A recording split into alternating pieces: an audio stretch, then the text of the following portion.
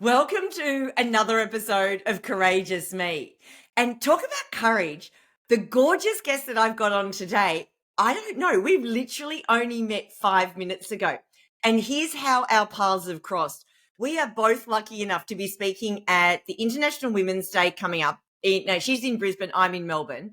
And it's a lunch for the Building Service Contractors Association of Australia, or otherwise known as BSCAA.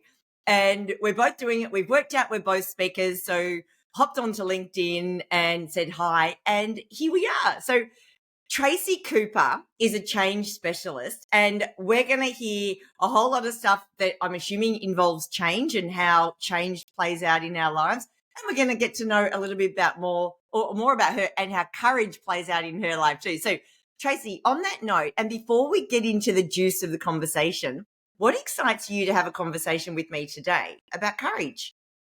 Well, hi Kim. It's really lovely to be here, and I was excited to be invited to come along and speak. And I've been thinking about this question, and what excites me about courage is it's connected to, I guess, so many things that I've done in my life wouldn't have happened if I didn't have some courage. Whether that's courage that I just had to face something, or something that I chose to do. So, and because I'm a change specialist, change is, I think, very closely connected to courage. So if we want to create change in our lives or in our organisations, we need to have courage to take those steps. So courage is something that I talk about, think about, and live regularly. So I was really excited to come here and talk to you about it today. Yeah. Oh, that's so exciting. I like what you said, though, that there's moments where you choose it. And whether it's change or courage, you've got to actually make the choice to go and do it. Sometimes it's actually something that you're thrown into and you don't have a choice, but you've got to go in and find that courage in order to make that change. So, yeah, I can see there's going to be some beautiful parallels that are going to come out in this conversation. So before I get into the first question, though, do you want to just share a little bit about who you are and what you do? So we've got some context as we start to learn more about you as the woman. Okay, Kim. Well, a very quick snapshot. I'm a country girl. I grew up in northern New South Wales on a sheep and cattle property, my generations of farmers. And I studied agricultural science when I left school, and I thought that was what I was meant to do. And I worked in the industry of supporting farmers to grow better wool. And that was my first taste of being courageous. After about 2 years of that, I thought, you know what, this is not me. This is not what I really want to do. It's not the science of animals that I enjoy. It's the science of people. So I took the step to move more into facilitation and working with farmers. I worked for Landcare Australia for a while and was a facilitator in Western Queensland. So I was way out, like 9 hours, west of Brisbane, living in remote Queensland. So it was a bit courageous to drive around some of those areas and work with people. But yeah, and then I thought, no, it's leadership and change that I want to work for. So I joined the Department of Primary Industries on a leadership program, and that was a wonderful experience. And I worked all over regional Queensland delivering this program. And then I took a courageous step. I decided with a very good friend it should be easy. It should be easy to start your own business. So I stepped aside from a very comfortable government position and started a company. And it was called See Change, and we helping people see change, but we developed leadership programs and we did some change management. And then after 23 years of doing that, I took another courageous step, and I stepped aside from that about 12 months ago, and I started on a solo journey myself, working as Tracy Cooper Change Specialist. So focusing on coaching and really in the change space, helping particularly women who are going through personal change and or who are leading organisational change. So there's a quick snapshot of my history. And just tell me, can I ask how old you are just for some context? I'm 56. You're 56, and 12 months ago you started under your own brand, under your own name. Yes. Oh, I love this. I love this. I love this. Oh my God. We were so meant to be having this conversation. Okay. So, oh my God, I don't even know where to start. There's so many things I want to ask you. Can you share a moment that comes to mind when you had to, besides what you've already shared, where you had to really reach in and find some courage? Well, it's actually there's been some. I talked about some work type career ones, but one that comes to mind is a personal journey. I like adventure, and in 2014, I, along with my good friend, decided to walk the Inca Trail in Peru, and it was 4 days of.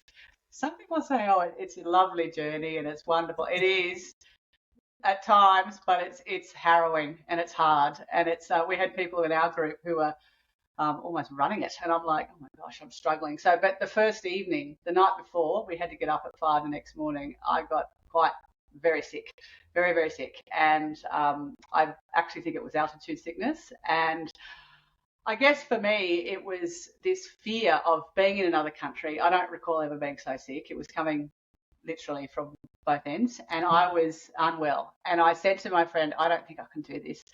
And she said, well, if you're not doing it, I'm not doing it. And it was something that she had always wanted to do. And I joined her, and I thought, I can't not let her do this on her own or not do it. So I thought, what will I do? So I was guided by some of the guides, and I did have some medication. And they said, let's go, let's see how you go till lunchtime. And you know what, Kim, I don't actually really remember much of the first half of that day because I was pretty ill. And I was staggering probably getting there. But I think that's when I had to call on some courage. And my friend does say to me, she said, oh, you're pretty tough. And I said, well, I had a choice, I guess, to pull out, but I thought, no, I'm going to do this.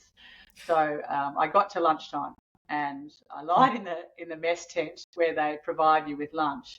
And I couldn't even stand being in there. I had to get outside and get under a tree. It was the smell of food. I was unwell. And I remember lying there thinking, I've now got to make a decision. Am I going out on the back of a donkey because there's no helicopters that are going to come in here and, whisk me away, or am I going to keep going? And I just thought, I'm going. I'm going to keep going.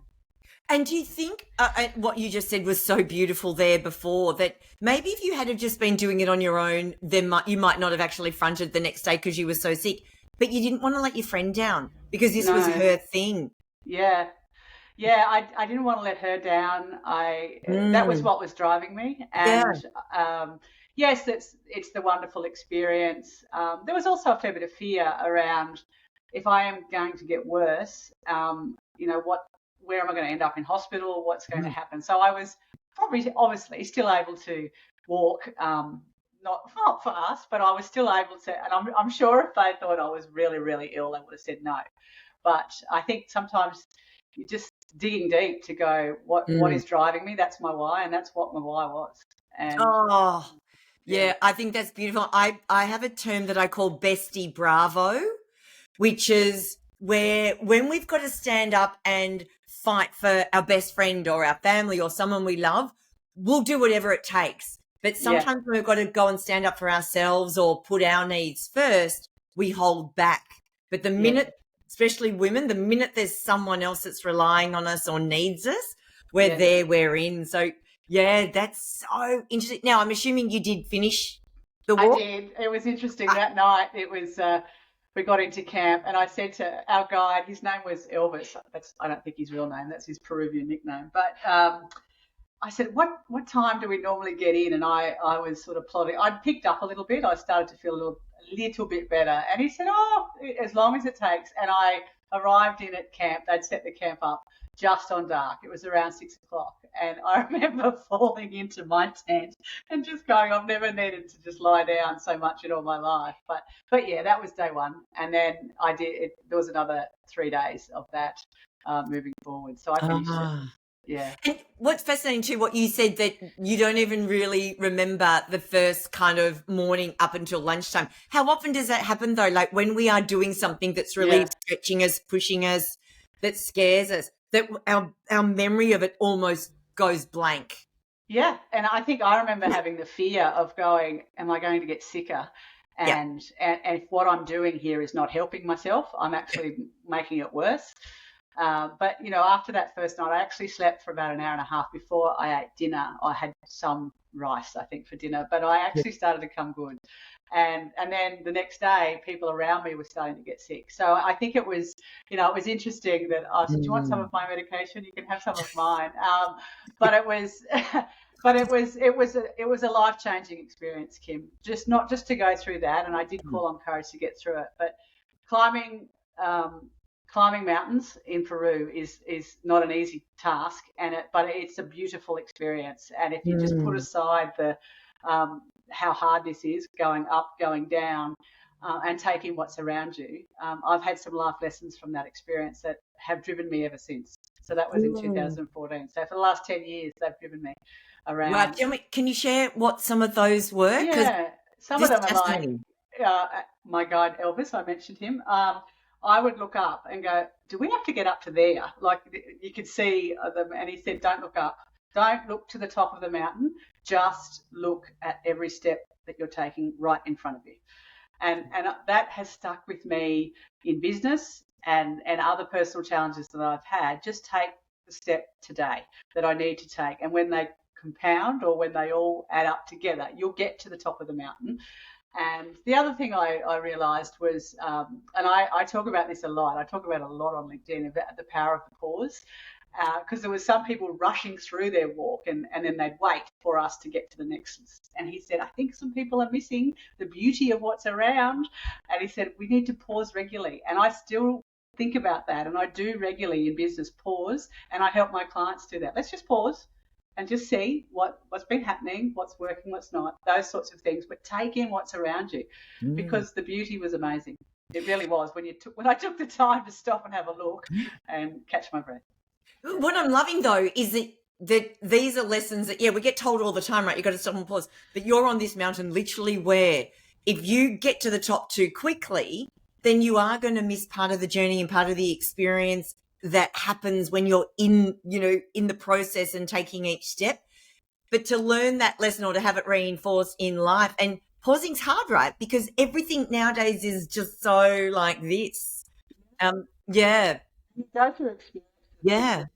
There's people that's 10 years ago, and I'm still in touch with them. We're friends. Some of them live in the UK, and it's about, we experienced it together, and some of the guys. I was sick. I carried a pack of about 6 kilograms, I think, and these guys, they were so helpful. One of them carried my pack. One of them walked with me. All that sort of stuff. That when you're forced with challenge, how we can be there for each other as well. And I think that's what really stuck with me as well. Totally, because you couldn't have got up that mountain while you were sick, at all, without help of other people, and you had to accept that help in order to survive, really. Yeah, and I'm not someone, traditionally I wasn't someone who would lay down or accept help, or I'll just but accepting help has been a wonderful learning in that experience. Oh, there's so many women, aren't there? And probably men too, but particularly women, where they would be going, I relate. Like accepting help, let alone asking for help, are two things that are really, really challenging. So, you've got to have all of that play out, and through a story of a journey that you went through where these points were made, not just telling people you've got to make this. You were there living it, experiencing it, and seeing the difference in everything that transpired as a result of allowing this to happen. I think that's just beautiful. Now, what I'm fascinated by as well, you're a change specialist. Most people hate change. Most people resist change, push back, or if they go, with their hands sort of tied behind their back and forth. How do you become a change specialist? Well, I think, firstly, if we talk about organisational change, sometimes I observe that it's how the change has been delivered that actually makes people react to it. So as leaders, for example, it's our behaviour, it's our delivery, it's our presence that actually can help or hinder people. So it's how change is done, I think, is why people have such a challenge with it, I think. But to get back to your question, I'm a qualified change management practitioner, so I actually did some study to become that. And so in my previous business, we would do some consulting going into organisations who experience a change. So that could be, often examples could be a restructure, it could be new systems, it could be new software, that's often at IT, that sort of stuff. A new exec team I've been working with an organisation where there's pretty much a turnover, and there's 3 new execs in the last 8 months. So that creates change. A new strategy creates change. So how do we help people go with what these changes are going to be? So that's what I decided to focus on, and I do that through a coaching lens. So I actually work with senior leaders, senior women particularly, helping them. I stand beside, I'm a bit like Elvis, the guide. I walk with them, and I say that, okay, the first thing we need to do is go one step at a time and so forth, and I guide them through that. I don't have all the answers, but I help them think about themselves, because leading changes, you've got to call on some courage, Kim. You've got to do some things at times that are difficult, particularly if it's a change that you know is not going to be popular in an organisation. And that's where the courageous side comes in, is to be able. So that's what I do, is I stand with them. So I call on my practitioner knowledge to be able to say, let's just go one step at a time, and this is the first thing we need to do. Then we need to do this, and then we need to get people on board, etc. So, and I also like to work with women who are going through personal change, who are like, should I keep going in this career, or should I just, I don't want to go for the CEO job. I just want to stick at a senior level. Helping them think through the changes they'd like to make. So it's a bit of both, personal and professional. I think that's so wonderful. I mean, they've just changed the grid layout on Instagram, and that's doing my head in. Any suggestions you've got there? Because I know it's a teeny tiny thing, but when change happens, when you're used to doing things a certain way, and it's not a change you've asked for, it's been thrown upon you, it's like, that frustration and that resistance. So I totally understand. Oh my God, so many things I want to ask you. The thing about women in particular, and when things are changing in their lives, you've made a couple of comments when you were first giving us an overview of who you are, that you'd sort of started off on the land and sheep. I think you were saying it was sheep, which I've got to go back there and learn more about this. And then it became you were more interested, as opposed to the science of animals, the science of people. Now, that's a change, right? We're going from 4-legged furries to human beings. Why did you see that your interest is more on the human side than the animal side? I think it's one of these things that, just to give some context, because you grow up in a certain area and agriculture remotely, that's what I should do. So I guess it was going against the mold of, no, that's not what I should do. I enjoyed helping people, and I enjoyed, I guess, helping people who help others, in a sense. So that's why I suppose I was drawn to helping farmers think through what they are facing, not just giving them an answer, because when you're in an advisory role, people can call you and say, what do I do about this?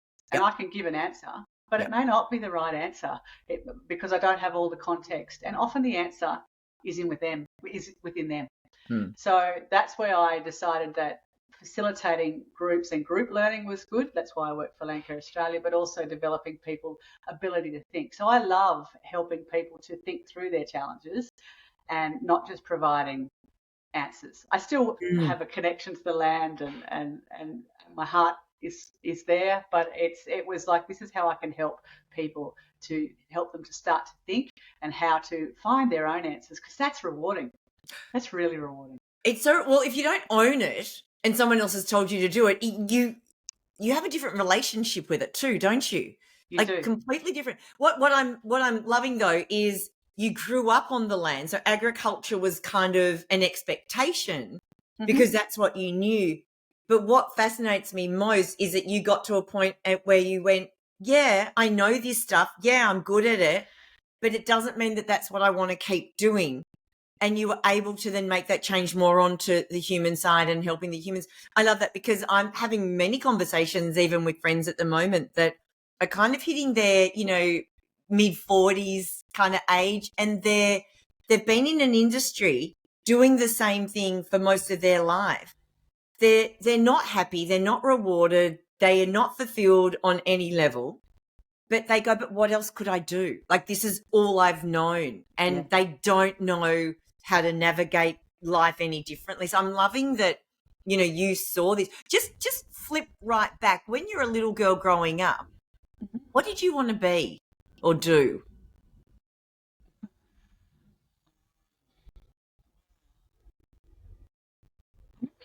my mum once that I wouldn't mind being a doctor, and she said, and she didn't discourage me, but she said, "Do you realise how much that's going to take to get to that?" And I went, "Oh, yeah." And then I, for some reason, moved to journalism. I don't know why. Because they're so similar. Oh, they're so similar. Um, I did my work experience when I was in year 10 for a newspaper. I think it was report. I don't know what that was about. But then I always enjoyed sport. So it would have been lovely to be a professional. I always thought, wouldn't it be nice to be a professional tennis player? I wasn't that great at tennis anyway. But it was just, there was different things that went on in my mind. But you can tell from what I've just explained to you, it was like a pinball. It was like I wasn't sure where I was going. And the good mate I referred to about the Inca Trail story, she's an ex-teacher, but she said, "Tracy, you should have been a teacher. That's what you should have done, because you've got this nature about you that you want to help people learn and grow." And maybe, but I enjoy. That's where I'm probably drawn to coaching, but I do help people getting clear on what it is they want. So yeah, it was an interesting childhood, Kim, as to what I thought I might be. But agriculture wasn't featuring. It was more towards the end of year 12 when I went, oh, maybe that's what I should do. You know. But that alone, and this is why I'm fascinated by, looking at what people say thought they might do or be, in terms of what was interesting for you, and then what they end up going and doing. And often in the generation that we all grew up in was around the expectation, either where you were or what your family want. I've had this conversation so many times where people have gone down a path because of the expectations or the traditions of their circumstance or others and what they've projected onto them, until you decide for yourself that, no, this is not what I want to do. So you were working for a while and then you started a business. And when I was about 30, I started. You're about 30. And I love the comment about, how hard can it be? Yeah. Tell me about that. There were some times where, and, I joined that business with a good friend. So that, we had a friendship. So that was important to, that helped us a lot, I think, but it was also important to nurture and keep that friendship. But, find that some of the hardest days I've spent in my career was in that business, in the sense of, you have to find work for yourself. You have to identify who is your client and who do I serve, and you can't be all things to all people. So I recall there's times when the bank account was pretty low, and it was it's like, no, come on, we've got to keep going, we've got to climb this mountain, and and I think going back to the statement you were saying before about you're talking to people, women particularly, who maybe don't want to keep doing. I think what they're doing. I think that's where courage comes in, is to say, you know what, I am choosing not to do this anymore. I do see, I was only talking to someone a few days ago in my friendship group who's desperately unhappy in what they're doing. And it's like, I said, why don't you make a change? And obviously financially they're tired or there's other things. I completely understand it. But when I see people who actually go, you know what, I'm not following that expectation anymore, or I'm not going to do X, Y, Z. I'm going to start to choose to create something for myself. That's courage in my mind, is to step away from what you know and to go and do something to fulfill your own happiness, because we keep hearing this, life is short, and we don't know what's around the corner, and all these sorts of things. And I think that's where I think courage comes in, to say, you know what, I might need some help to try and work this out. I had a message from someone this morning, another friend, saying, I've finished that, but I want to do something else. Can you help me with my change? I said, sure. She said, I'll show you lunch. And I said, yeah, sure. It's about thinking through your life and what fulfills you, what are your values, and what's going to make you happy. I know financially people feel pressure, but it's also about happiness and joy from what you're doing. Yeah.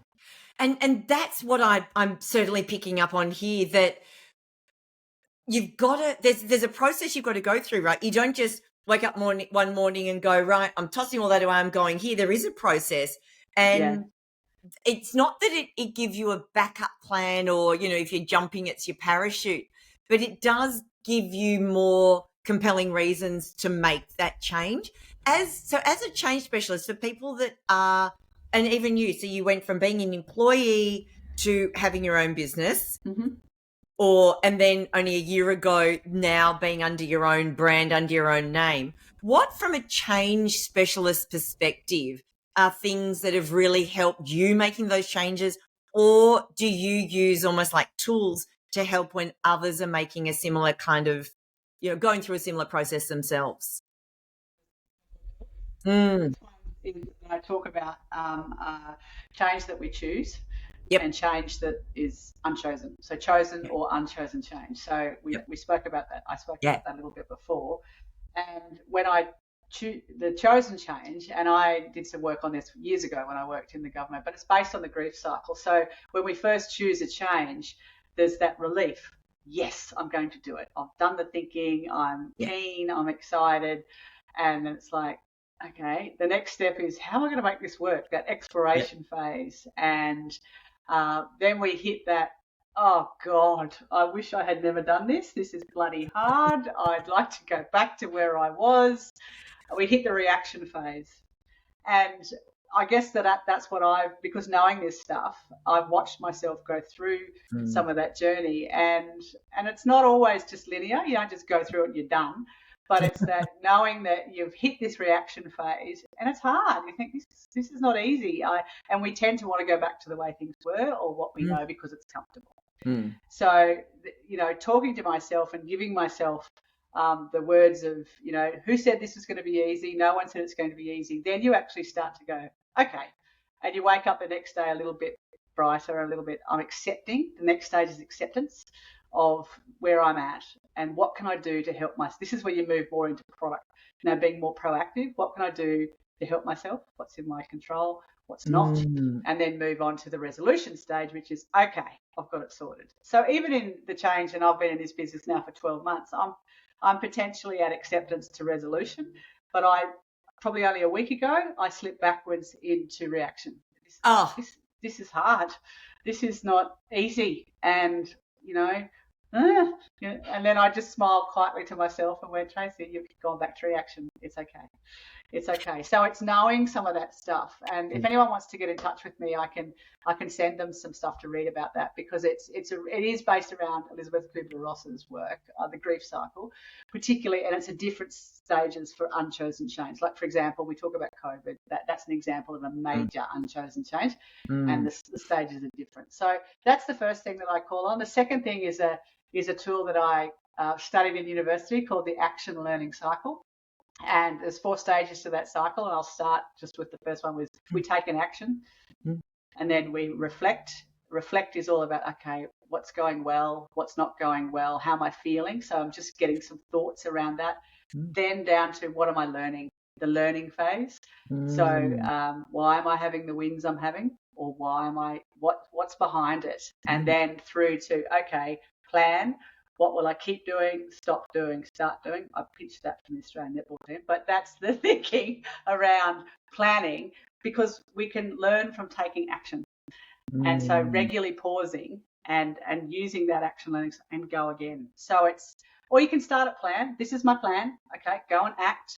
Then I reflect, and then I draw the learning. So that has been instrumental in helping me just to pause regularly. I talk about the power of the pause to think through where I'm at.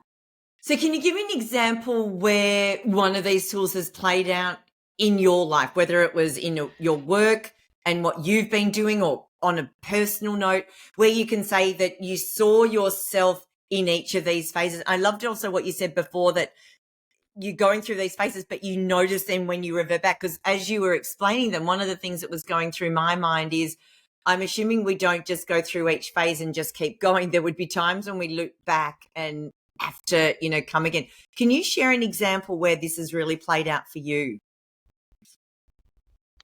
One that does come to mind, it's the unchosen change. So it's more about the stages of that. First of all is that denial stage, like this is not happening, this is not happening. Negation, we negate the change, through to self-justification. This is where it blame. Why is this happening to me? That sort of stuff. Acceptance. And the one that springs to mind is I lost my dad 6 years ago. He had prostate cancer, and it happened fairly quickly. He lived with it for a number of years, but yeah, when the end came, it came very quickly. And when I got down to my hometown to see him, I thought, this is happening, and it's happening now. And I went in this shock and denial through to this self-justification. Why is It's this Hugo.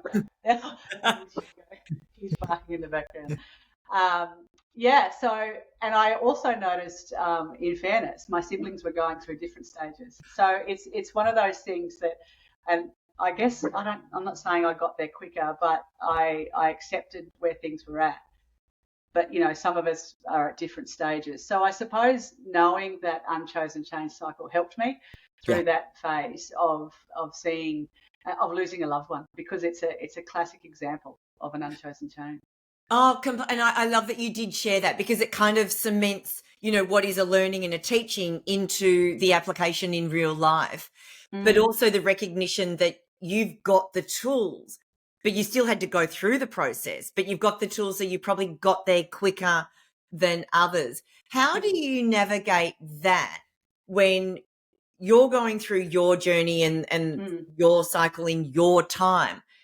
And there's other people you love, so others, say family members, that were going through probably the same cycle, but in a different stage, different time frame. How do you manage that? I think it's important to remember that when we're going through different stages, that change can create stress, and Yep. and particularly in that situation I just shared, Yeah. and it can, not in this situation, but it can create conflict, because someone's still at this blame phase, and someone's over here trying to explore, how do we make this work now? Yeah. So that's the tool of understanding of this cycle, is that there can be a clash. And even if you go back a step, sometimes in life we choose a change. It could be a personal change. We choose to move house. We choose to end or start a relationship, whatever it is, but it's unchosen for somebody else. We can look like we've got it all sorted and we're happy with it, and they are struggling with the stages of an unchosen change. So I think it's important what it's helped me is to help people understand, that people are different, and to go gently, and not have expectation of others too much, and to listen to where they're at, because sometimes when we choose it, or we're in the same thing, we've chosen something together, and one of us is flying off and getting excited, and the other one's back at reaction. So it's just that appreciation and understanding of others. Oh gosh, it's almost like I want a little pocket of you just to carry around with me all the time, because I think it's not only, it's not only managing what's going on with yourself, it's also not having the expectations that others should be. It's like, well, why aren't you feeling this? Why are you still dragging the chain? Or, why aren't you moving forward? And that's challenging in itself. So even though you have the tools, do you sometimes find it hard to go through, knowing, like, if you know how high the mountain is, even though you're taking one step at a time, you know that it's a big mountain, right? You know that there's stages that you've got to go through. Do you think that helps you? Or sometimes does it, just the enormity of it, go, oh, I've got to go through all these steps, there's no shortcut? Yeah, I think there's a guy called James Clear, and he's I written a know book him. called Atomic Habits, and I'm a huge fan of James's. And he talks about, the small steps that we take each day, and he's a lot about habits, obviously. His book's called Atomic Habits. So I think when you talk that about we have a mountain to climb, I think what I've realized from reading James's work and living through some change myself is that I don't focus on the top of the mountain so much. Yeah, that's maybe what I want to get to, and I think that's what can overwhelm. I think the important is what are the actions, what are the daily steps that I need to take, and and they compound, they come together, and when they're all added up, we'll be at the top of the mountain. So I think sometimes creating change in our lives, we can get so focused on this massive big goal that's where we come unstuck. Whereas if we just think, what are the actions I'm taking today, and do that well, and then tomorrow do it again, and then tomorrow do it again, and then tomorrow, and so it's about. And he talks about 1% each day, just doing things differently, and I think you will get there. You will get there. And a book I read a little while ago, and I've been writing posts about it lately, and it's a concept that I'm obsessed with, is Dr. Benjamin Hardy and Dan Sullivan wrote a book called The Gap and the Gain. I don't know. No, I don't know the book. No. So what they talk about is that as humans, we too often measure ourselves from where we are now to where we want to be, which is the mountain. And that can be quite demotivating, especially if it's a big mountain. Yes. What we don't do enough is measure the progress that we have made to date. So, if you have gone up 3 or 4 steps up that mountain, you've gone 3 or 4 steps. Yes. And that when you look at some of the progress and how far you've come, that can give you the inspiration to take the next step, to take the next step, and to take the next step. Definitely. Yeah. Yes. And it's celebrating the wins. It's the part wins, and it's also about that consistency. But yeah, definitely. I think sometimes we focus, and I think sometimes when we have this big goal, I've learned, to go, why? Why am I doing that? Is that because of expectation? Is that because I should? Is that because someone else said they should, or one of my friends is doing it? Why am I doing this? What is my why? And if you've got that clear, and it can take a while to get the why. Yeah. And then what will I do to be able to make that why a reality? And that's what I'm talking about, those daily steps and that's how change then will happen, because we don't change like that. It's a process, and it is the hard yards, Kim. It is the hard yards and the hard work and the habits, and writing down what habits are helping me, what are hindering me, and I've also picked up from working on James's work is to start a new habit, we most likely have to stop an old habit. So what is the habit that I need to break to be able to create the new habit and create the new me? And this is how I am. This is me now. Yeah, so it's almost like replacing one for the other. Yes. As opposed to just pure elimination and leaving a void.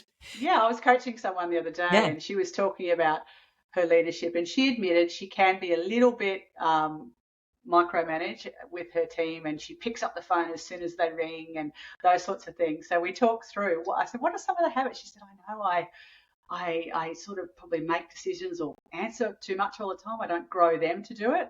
I said, that's a big change. However, I said, what are you going to do? She said, well, I'm not going to pick up the phone straight away, and I'm not going to give the answer. I'm going to ask more questions. I went, bingo, there you go. And work on that. Work on those habits. To ask questions, don't give answer. Yeah. And will she fall back to old habits? Potentially, yeah. Yeah. But with me guiding her and walking along with her, we'll say she's human. She's human, and she will. But I'll use that action learning cycle I was talking about. What went well this week with you? What you're doing? What hasn't gone well? What are you learning? About that, creating that new habit. Oh, so you're her Elvis.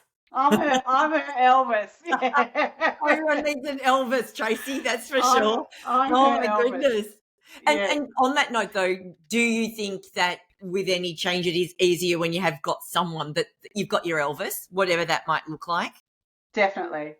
I've got a coach, and she's been a brilliant shining light for me to help me think through some of the changes I've made, and is the voice of reasoning. Sometimes she challenges me and she supports me, but it's also gives me things to think about. So it's I feel I can do things on my own, but it's great to have that sounding board and perspective and challenge as well. I agree, especially as women. It's like, I can do that on my own. I don't need your help. Yeah. Well, yeah, you can do it on your own. But it was just someone put a response up yesterday on a post I'd put on LinkedIn and gone, I finally realised that I'm trying to do this thing. I'm trying to make this big change and this big impact, but I'm trying to do it all by myself. And I'm probably slowing my progress because I'm not asking for others to help me along the way. And it's like, maybe. See, that's a wonderful realisation. And it can be a game changer when you actually drop some of the, I'm not saying that she has this, but drop some of that, I've got to do this myself. Yeah. But at least telling others, or sharing with others what you're doing, and they are going to be aware of what you're doing, and then they can either support or give you ideas or so forth. But it's that, I think it's that breaking down this barrier that we've got to do everything on our own, that there are others that can help us. Totally, but we grew up like that, right? We I grew up thinking, know. I can do it all myself. I remember just a quick deviation, that when I'd finished school and I was going to uni, I was doing economics. And at the time, my dad had said, oh, well, I'll pay your tuition for your degree. I'm like, no, you don't have to pay. I'm an independent woman. I can pay. And of course, 10 years later, when I'm still paying off my HECS debt, I'm like, why did I do that? Just accept help. So that was a big moment of, you're allowed to accept help, and especially when it's offered to you. Tell me a moment when your coach has challenged you and pushed you, where had she not done that, you might have done things differently. There's probably been times when I overthink things, and it consumes me a little bit. And Join she the often, club. Yep. yeah, and she'll say about what I'm planning, like a project I'm doing or something like that, and she will say, Tracy, don't hold it too tightly. She'll say, it's like you've got it like this. If you just release, that's when the pressure's off. But you can also, there will be others then who can actually come in and help that. So you're holding it tight and you're not letting anyone else in. So she often says that to me is don't hold it too tightly. Just release. And it's amazing. My body, even when I just did that, then my body language just relaxes, and it helps with the thinking. But it opens me up to, and I'm using my hands. It opens me up to welcome other ideas or thinking. Because when I hold tightly, I don't think very clearly. Yep. It's like pressure. I've got to come up with an answer. And finding an answer there is like challenging. Whereas it's like, okay. So what I do now is I don't hold it tightly. I head off on my morning walk, and by the time I get home, often, I've got some other options, or I've thought of some things, or I've thought of someone I can ask for help, or I've that sort of thing. So that's something that she's helped me with, is don't hold. Another thing that she says is courage comes before confidence. So, it's one of those things that when we're frightened or a bit scared, something that we've got to face, or we're choosing to face, take the step, because that will build your confidence, and you go, I can do this, or I've done that step, I can keep going. So she talks about that often, which has rubbed off on me. Yeah. I love that. And I was just ChatGPT and I were having a bit of a conversation about this the other day, and I literally wrote, what comes first, courage or confidence? And ChatGPT, in its very diplomatic way, said, confidence comes first, blah blah blah, but then actually courage comes first, blah blah blah blah blah. So I went back and said, so what's your answer? And it didn't. Well, it said, well, it depends.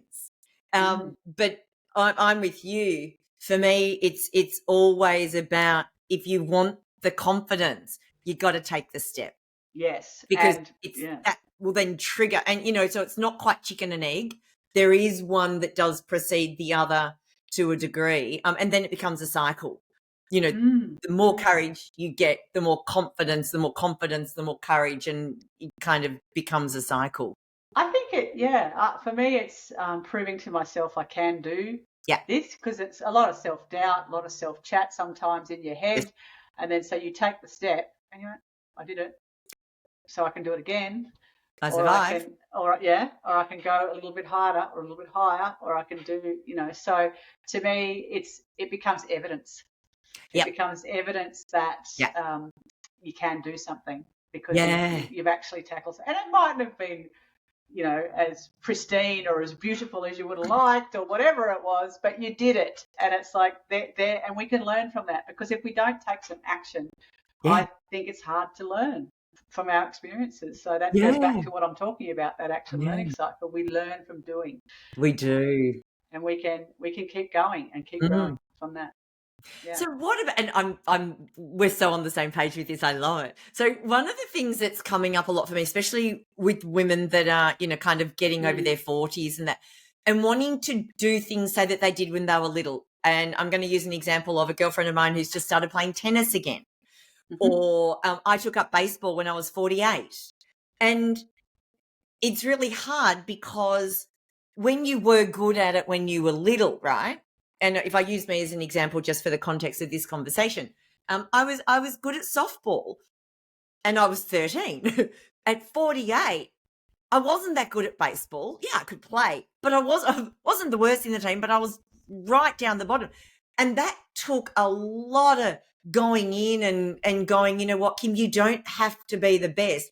Part of change and part of learning is that, you know, you are the novice and you're not going to be the best, but you've got to keep going. How does that kind of play, especially with women as we get older and we are going through changes in life where maybe there was something we were good at, or why I'm not making a career change is because I'm really good in this industry. I've got a reputation and credibility. If I change and I'm the beginner again, Yeah. how's that going to play out? What's your view on that? Yeah, we've got something in common. I used to play a lot of softball when I was younger as well. We should have a throw. Yeah, we should have a throw. Yeah. I don't know how my throwing arm would be these days. I was an outfielder. Yeah, I think there is that hesitance, and I guess I'd say to you, why? Why did you take up baseball? And it's tapping into that why again at 48. And if you can get that clear, that can help sit here close to you. This is why I'm doing it. And it can help us overcome some of that. I'm not going to be like I was when I was 13 or 15 or so forth, because this is the reason I'm doing it. I'm not doing it to play baseball for Australia, I assume. But why are you doing it? And if you go back to your why, that can actually help you when the times are you're doubting yourself, or that was horrible, I didn't play very well there, but what can I learn from that type thing? So I'd say to me it's the why, a bit like what you're saying about career change. Yeah. Why are you doing it? What is it about where you are now that is not fulfilling? And if you had your ideal day, your ideal week, what would it look like? And I think there's a lot of people who are frightened to even think about that, because it's like, well, I can't have that. It's like, why not? Why can't you have it? And we hold ourselves back, me included. We hold ourselves back from dreaming what we want because expectation, or society would say I can't do that, or whatever. So I would think about it's getting really clear on why do you want to change, but also what do you want? What is it that you're looking for? And I do a lot of work with women around, but what is success for you? Not what is success that's dictated by society or your family or your friends. What does it look like for you? And the revelation that, you know, when we go through and do this at a deeper level, the revelation that they have is, oh my goodness, this is how I'm living my life. But success actually looks like this. And then they're not only not on the same page, they're not even in the same book. So how to then bridge that and that gap. And some then do go on that journey. Others end up staying as is and the status quo remains. So how did you, and I know what it's like to go from having a business under a business name to then going under your own name as the brand. You did that 12 months ago. Why did you do it firstly? And how have you found it? I felt like my why was wanted to focus on something different, in a sense that we didn't offer the coaching element in my previous company. And I guess I saw it as a new challenge to be able to go and do something. I had been doing something for 23 years and we'd done it very well. This was another challenge, another adventure for me to do it. So that's why I stepped. It was a bit scary, but it was, and it's not all sorted yet, but it's about, that's why I did it. Yeah. Was to test, I don't like that word test, to stretch myself to see what else, and to build another set of skills and to work. Like I said it earlier, I like to help people who help people. So I do work in the early learning sector. I've done some in the aged care sector, not-for-profit, disability, that sort of stuff, working with leaders who work in those sectors to help, because they're helping people do amazing work. So that's why I did it. That's so beautiful, because again, I've got a friend at the moment and she's 42. Yeah. And she's saying, I'm too old. I can't make a career change at 42. And I'm like, oh, babe, you could live for another 60 years. Like, seriously, if you don't make the change now, when are you going to make it? Well, it's interesting when you said, sorry to interrupt you, when you said before, how old are you? And I told you, and I thought, I'd never considered that starting a business at 56 was something something unusual, or so there you go. It was just something next on the list to do. Yeah. But that's such a beautiful outlook, because I have so many conversations. I'm 53, right? So I have so many conversations with women, particularly in their sort of even late 30s, early 40s, that say, oh, I'm too old. I'm like, oh, fruit. Oh, You are so. I made a massive career change when I was sort of 48, 49, off the back of a whole lot of changes that were taking place in my body, not chosen, but through perimenopause. yeah. And that change created a chain reaction that allowed me to then go and do things I'm doing now. If you had have told me at 45 I would have made these kind of changes, I would have thought, no, I'm way too old to make that change. But then other people like you at 56, it was kind of just, well, this is just another thing I'm doing in life. I love that. How do you find, though, from a personal brand point of view, under a business name, right? Yes, it's still you, but you've got a business name. How do you find the business now being under your name? For me, I did a lot of work. I have been doing a lot of work on LinkedIn, so and social media. So, and this was some really good advice that my coach supported me. She said, "People know you who you are, Tracy. That they know, like, and trust you for who you are." So, I'm finding, I find that people may have known me from my previous business, but they find me because of the potentially my social media presence in the past. So I find it quite refreshing. It's I enjoy it. Oh, I love this. And I'm going to put this down to maybe being a change specialist. Changes like this, maybe because I've had this conversation with quite a lot of people where they're wanting to move, say, from a business name to their own name, like the business under their own name, and they're finding that really confronting. Are they?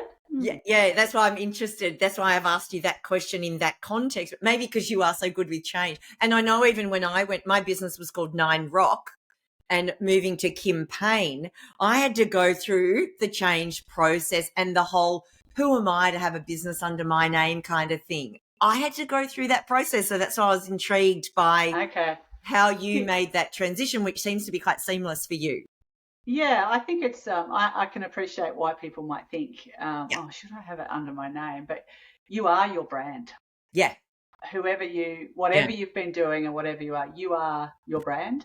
Yeah. So I think that's important to remember that even in your previous careers or jobs you worked under a particular name, for people to find you, your name is how people find you, potentially people who knew you in the past or have seen some of you in social media or that sort of thing. So I think it's again, there's the having the confidence to do it. It takes courage.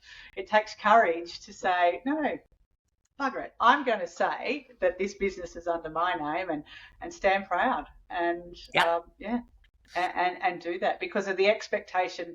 We're putting weight of expectation, or people may be putting weight of expectation on themselves when it's that little step. And I'm not saying it's easy. No. It's not easy, but it's about feel the fear and do it anyway and see what's the worst thing that can happen. Oh, absolutely. That's right. Oh my God, you sound like my mother. She said that to me all through growing up. What's the worst that can happen? And you unpack it and go, oh yeah, actually, just changing the name to my business, to my personal name, that's okay. And if someone had a bit of a shot at you or a dig at you about that, well, maybe they're not someone that you want to hang around, like there could be some people who are really applaud it and go, well done, and I can find you easily and so forth. But as Australians, we do have a little bit of that tall poppy syndrome of knocking other people who have a bit of a go. And whereas I would only encourage women to do it it's fear, feel the fear, but give it a go. Absolutely. Well, I actually, if I'm going to put a bit of a fun slant on what I do, I call myself a cheerleader for action. Which is, I encourage people, I support people. I know it's not easy, but when you've got the courage to take the step, to take the action, you've got to take the action. And where I can be your Elvis, to use your story from the beginning. That's why I just call it a cheerleader. And I've started taking pom-poms to my workshops and everything to metaphorically show that when you allow other people to support you on the journey, and even if you don't have the belief yet, if they do, tap into that, grab a bit of it until you develop it yourself. So true, Kim. And I mm, think if I reflect back on my business journey to now, it is having people in your corner yeah, who do support you, whether that be a coach, and not just a coach, but it also close friends, family, people who applaud and are there. And yeah, I think that's really important to have. Like trying yeah, to do things on your own is difficult. That's why I'm a member of Business Women Australia, and it's a wonderful organisation for that. mm, Cohort of women who come together regularly, who are all on different journeys, but we're there to support each other, and we yeah, have events and things. But it's I've made some lovely friendships through that, yeah, and people are in my court because of it. yeah. Yeah. Yeah, you don't have to climb that mountain on your own. No, I'm not climbing the mountain on my own. There's people climbing with me, That's it. or take And me up by the there. way, there is something beautiful about being able to support others on their journey. Like it's a Oh, gift to the person that's been, trusted to be the supporter. I think it's such a gift. So oh you don't yeah. want to be neglecting, allowing that gift to come to life. Yeah, Yeah. it is rewarding. Yeah, Totally. for Now I know sure. we've gone way, way, way, way, way longer than I've probably mentioned. Just quickly, what's the next thing you've got to reach in and find some courage for in your life, Tracy? I think it's just to keep going in what I'm doing. I'm moving into the second year of a solo business, and I think keep being driven by my values and what's important to me, not doing this Yeah. stuff. I'm choosing to do things because I want, there's a reason. And it's not because of expectation, it's because of what I should be doing and all those sorts of things. Is choosing to do the work that I want to do that helps me have the life that I want to have. So yeah, Mm. I think to me that's being courageous, is Mm. to take the step and to do stuff that's and to be quite open, to choose to work with the people that are going to be fulfilling and I can enjoy it, So enjoy helping them. So Way more that's fun. Probably more what. fun than sheep too, right? Oh, poor old sheep. Yes, poor We've old got to sheep. love sheep. They give us lovely woolly jumpers Oh, and look, the yeah, beautiful woolen clothes that we have. But yeah. yeah, yeah. No, I think that's my final words. Is about Mm, if you're choosing to live a life that you want, that is courage. And so that's what yeah, I'm continuing to do. Is so yeah. my work doesn't become my identity. My work becomes the way that I enjoy my things that I'm doing through the week, but I also then get to do other adventures like climb mountains and sail boats and do things like that. So, Oh, we yeah, didn't even get to touch on any of that. You probably have to come back for a second interview and we're going to do this maybe, again.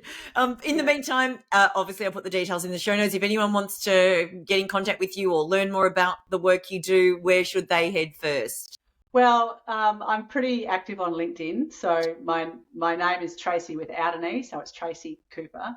Or my email is, here we go, tracy@tracycooper.au. So my name is my email.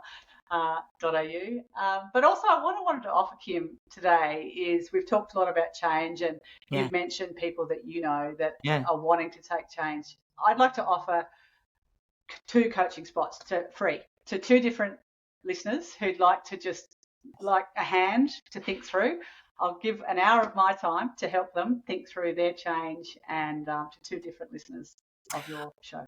Oh, I Yeah, already know one that I need to listen to this episode to get to this point to do yeah, justice to what you're offering. Yeah. Oh my gosh. Yeah. So the first two in, uh, uh, yeah. that Yeah, offer, first two. Yep, amazing. and we'll, if you put it in the show notes, my email, and or they can message me on LinkedIn. I've also got an Instagram page. It's at Change Specialist if Yes. people want to follow me there. So Beautiful. be in touch, and I'm very happy to give my time to support somebody else going through a professional or a personal change.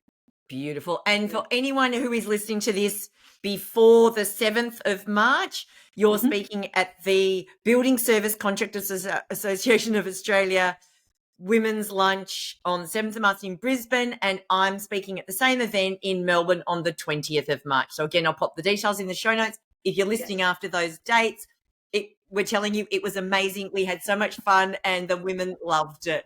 Of course they did, Kim. Of course they did, Tracy. It's you and I. Of course they did. Thank you so much for joining me. I've loved every minute, and I look forward to getting to know you more outside of just doing this podcast. Thanks so much. It's been lovely. Thank you, Kim, for having me.